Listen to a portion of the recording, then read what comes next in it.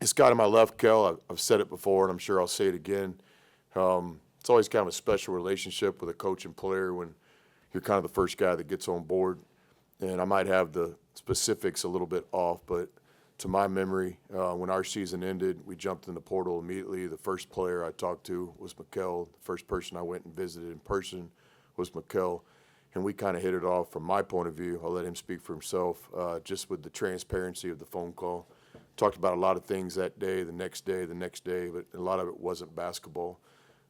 Basketball speaks for itself. He's a positionless player that has physical strength and athleticism that translates to not only college basketball, but in my opinion, the next level. He's a committed guy. He puts in his time. He's a disciplined guy. Back to the recruiting, one thing about Mikeal's discipline is because of his faith. He was in a situation in the spring where he wasn't going to take visits while he was celebrating and executing some of his personal time and beliefs. And so he just told me, hey, Coach, I'm interested in Ole Miss, but I'm not going to visit until this day. I think it's about a 2-week period. There's some things more important to me than basketball. And I respected that. And he told me, hey, but I will visit on this date. And you can imagine from a coaching standpoint, you're like, hey, man, this guy wants to come first. Should we wait or whatever? And I was like, no, I went down there and I met the man face to face. I believe him. He'll keep his word. He'll visit. He did. And we're just pleased to have him. He's going to have the best season he's ever had in college basketball for us to do things we want to do. He understands that. I understand that, just like I'm going to have the best season I've ever had coaching. But he's somebody I believe in, not only because of his talent, but his maturity. He's a tough guy. His story of growing up in Philly is real. It's not a little side article. It's real. This guy's overcome a lot of adversity at this young point in his life. So he's somebody I really believe in. Any questions for Kel? I guess obviously the interest was there on their end from what Chris just said, but for you, what was that like, knowing that they waited and respected what you needed to go through personally before you made visits?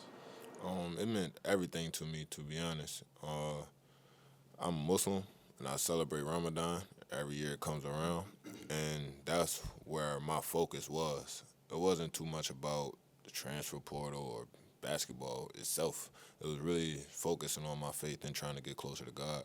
And because Coach Beard and the staff respected that, it allowed me to just pour into them just a little bit more, or just give them a chance a little bit more. How rare, or I guess unique, is that respect? I don't know if every program in the country would be willing to accommodate something like that, but what is it about Ole Miss that you've experienced that's been so welcoming about that? Honestly, this man to the right of me, bro, like, he accepted me with open arms, given the adversity and all the things that I've been through. He just allowed me to work through those things and giving me the space and opportunity to get better. So I can't really take all the credit for that, to be honest, bro. He says you have to have the best season you've ever had. What does that entail to you? Is that statistics, or is it a way you play, or some Not at all. combination thereof? I think that just comes from my impact on a game. It doesn't really have to do much with scoring or anything like that, to be honest. Just me imposing what I bring to the table. I think that's really what he means by that, to be honest. So intangibles, defense. All the little stuff. When you mentioned it there, and Chris mentioned it, the physicality. Obviously, SEC is known for those big guys and challenging toughness. Is that something you're looking forward to once January rolls around? Absolutely. I can't wait. Given that I played against a couple SEC schools last season at my old school, and I was pretty successful against those schools, so honestly, I don't say that to be arrogant or anything like that. I just say that to say that I'm prepared. Kind of along those lines, I think that last time you and I talked, you talked about that outing against Arkansas last season sir. specifically. Was that kind of the moment that you maybe realized, like, okay, it's time to take it to the next level?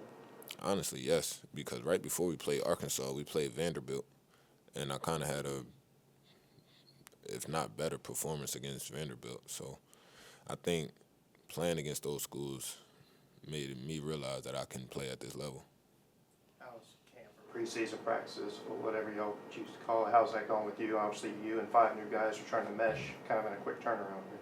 I mean, it's fun more than anything. I love my teammates. We have a great group of guys, and I think the more we continue to gel, the better we'll be. questions from Mikeal? I guess, Beard likes to talk a lot about positionless basketball and all that. You mentioned you being one of those guys. Have you ever been a part of any team from high school to previous stops and now where like basically everyone's kind of positionless in your mind? Do you see it that way or? Never, bro. Like, I think I don't know if I told you this or not, bro, but I never been on a team where 9 players could post up. I've never experienced that, bro. So that alone is unique within itself. All right. Thanks, man. Appreciate it.